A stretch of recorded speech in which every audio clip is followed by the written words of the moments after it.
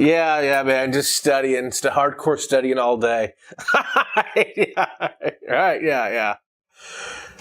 So, do you have trouble studying? You get distracted by the TV? You find yourself on YouTube all day? I know you do. You're on YouTube right now. In this video, I'm going to give you some tips on how to study better.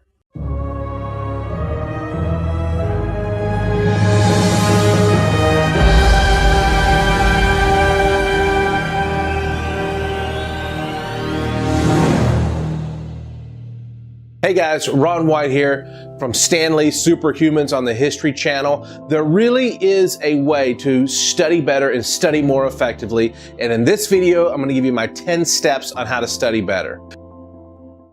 Step number 1, study for 25 to 50 minutes. Then take a 10 to 15 minute break, go for a walk, play with your dog, do some jumping jacks, push-ups, just go get some fresh air, get your blood flowing, and then go back and study again for 25 to 50 more minutes. And repeat that until you're finished with your studying. Step number 2, get 6 to 8 hours of sleep the night after you learn something.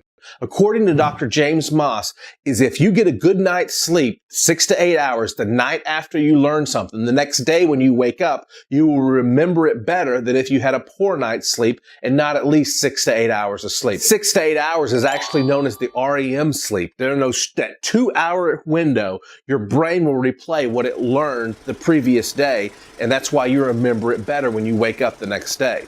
If you do find yourself sleep deprived before you study, take a 15 to 30 minute nap, but no more than 30 minutes. Pretty simple so far, right? Let's move on to step number 3. Take notes in class. And it's better if you take them yourself. Getting somebody else's notes and copy them is not the same. When you take notes in class, you are engaging your brain and you will remember more from that class. Pretty self-explanatory, right?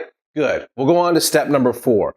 Step number 4 is clear your mind of all distractions. I used to hold the record for the fastest to memorize a deck of cards in the United States. And sometimes before I would memorize a deck of cards, my brain would be worried about things in my life or things that were going on. So what I would do to clear my mind of all distractions is I would close my eyes and I would visualize those scenarios the way that I wish they were or the way that I hope they would be one day. And then I would open my eyes, I would be relieved of that stress, and then I would memorize a deck of cards. Clear your mind of all distractions. Maybe close your eyes and visualize the things the way you wish they could be, and then focus on your studying.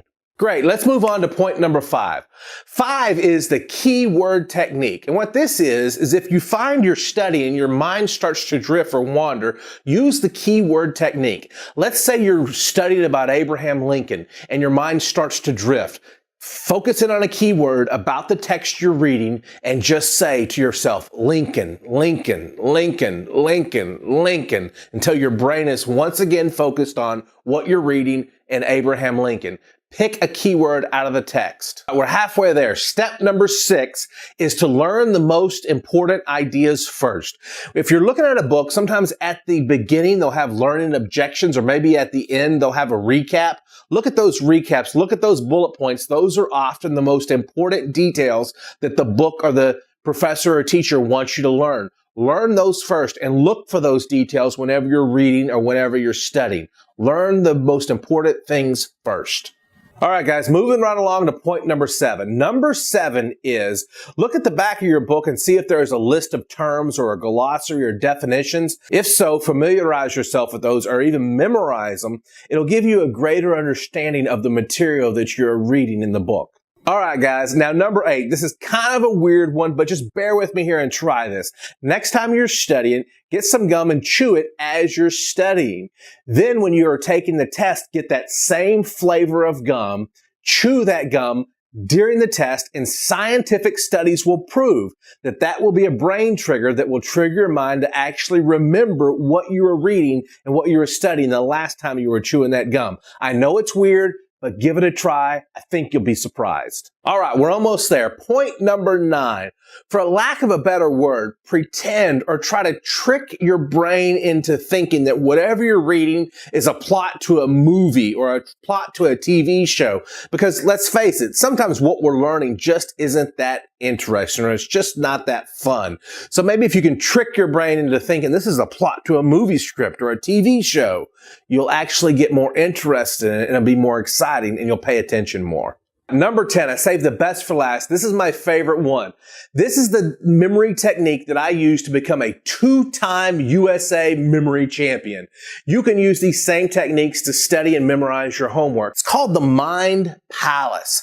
This is what you do. Stand in the doorway of every room in your home and memorize 1, 2, 3, 4, 5 pieces of furniture in each room.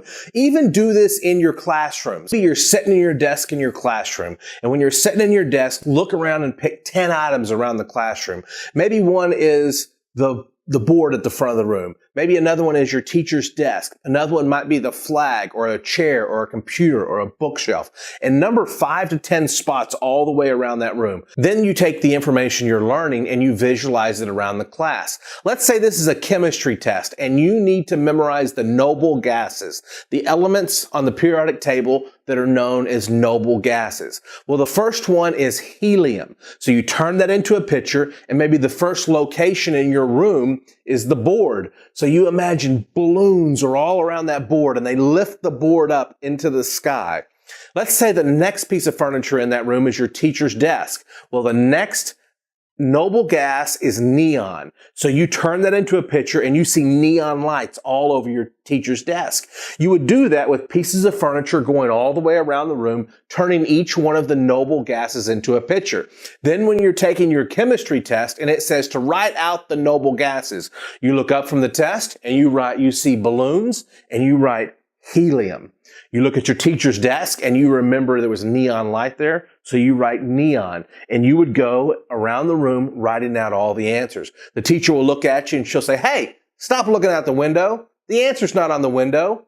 Yes, it is. You got answers all the way around the room. This is known as the Mind Palace. If you would like to build your own Mind Palace and ace every test from now on with ease and no stress, just click the link right here to get my training on how to build your own Mind Palace, or click the link below. You'll be glad you did. Hi guys, thanks for watching. Have you built your own Mind Palace yet? If not, don't forget to get the information right here to build your own Mind Palace and memorize what you study. And also subscribe to the videos. We've got tons more of great, cool, awesome videos, and you're not going to want to miss them. Thanks for watching, and I'll see you on the next video.